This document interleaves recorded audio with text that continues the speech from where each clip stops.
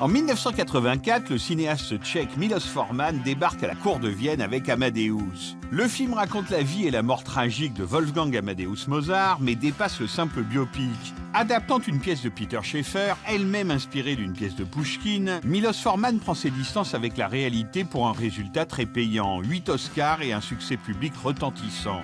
Retour sur une œuvre de génie avec Benoît Basirico, spécialiste de musique de film. Alors, le film Amadeus de Milos Forman débute en 1781, qui est finalement l'arrivée de Mozart à Vienne. Et le film montre très bien cette profusion, cette effervescence de la ville, de cette capitale autrichienne. Et un personnage du film dit « Vienne, capitale de la musique ». Et c'est vraiment le cas. Tout le monde avait une éducation musicale, des nobles à la classe moyenne, et Mozart appartenait à cette classe moyenne. Tell us about Wolfgang. Amadeus. Mozart. Mozart? How good is he, this Mozart?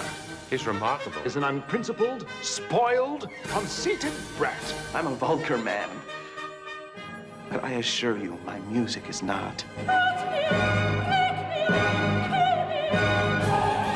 He is divinely inspired. He is arrogant, vulgar, obscene.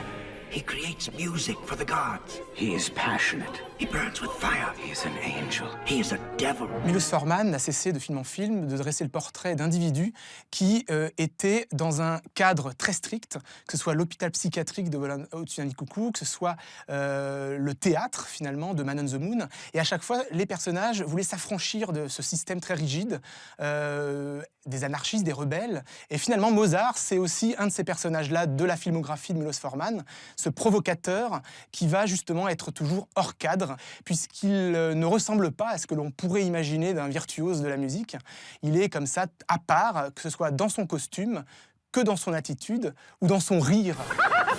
Il y a deux Mozart. Il y a un Mozart qui est sous le pouvoir de son père, qui l'exhibe finalement à travers les cours européennes. C'est son père qui l'emmène en Italie, lui faire découvrir l'opéra italien. Mais Milos Forman brise le côté lisse du personnage parce que son film commence, lorsqu'il commence à se rebeller, il commence à s'affranchir de son père et de la cour de Salzbourg. Et donc finalement Mozart, à Vienne, c'était constamment une bataille pour sa liberté et son indépendance.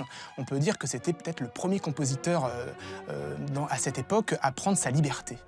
Ce qui ne manque pas de créer des rivalités face à ce chien fou qu'est Mozart, interprété par Tom Hulce, se dresse la rigueur d'Antonio Salieri, incarné par F. Murray Abraham. Compositeur italien officiel de la cour de l'empereur, il assiste, rongé par la jalousie, à l'explosion d'un génie. Le film est vécu du point de vue de Salieri, donc déjà c'est un angle. Et je pense que d'ailleurs c'est très intelligent de la part de Milos Forman de ne pas avoir prétendu faire le portrait de Mozart. C'est une manière aussi de nous dire on ne connaît Mozart que par le biais des témoins et des écrits qu'on a pu en avoir. He claimed he'd been poisoned. Some said he accused a man. Some said the man was Salieri. Salieri? Salieri. I don't believe it. All the same. Could it be possible? Did Salieri do it after all? Did he murder Amadeus? Milos Forman construit son film dans l'opposition entre Salieri et Amadeus Mozart, une opposition qui n'est pas tant une opposition un conflit entre les deux personnages. Il y a beaucoup d'amitié, beaucoup de reconnaissance de Salieri vis-à-vis de Mozart. L'opposition est plutôt dans la personnalité et la situation. Salieri a une place installée à Vienne, tandis que Mozart débarque et doit se faire une place. Salieri est reconnu, tandis que Mozart, lui, est rejeté par l'aristocratie à ce moment-là. Finalement, pour la cour de Vienne, Mozart était la révolution en marche. C'est-à-dire que si on acceptait tout de Mozart, ce serait la déchéance de Vienne.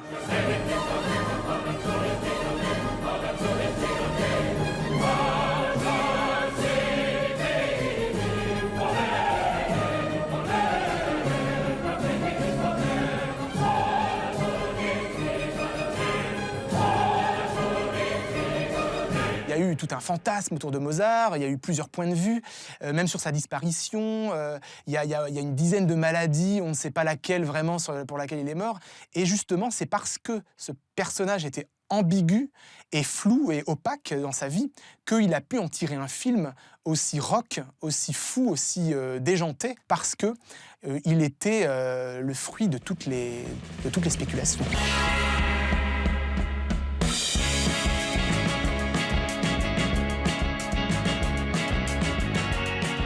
Mozart, en tant que compositeur, de la même manière qu'il était étriqué dans des cadres comme la cour, il était aussi étriqué dans les styles de musique et il ne pouvait pas s'empêcher de passer d'un style à un autre.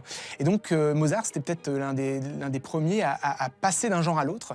Si Mozart était vivant aujourd'hui, je pense qu'il ferait de la musique de film, puisqu'il a ce côté caméléon de pouvoir se fondre dans un genre ou un autre. Et finalement, le côté éclectique de la musique de Mozart aide Milos Forman à utiliser sa musique pour les émotions de son film.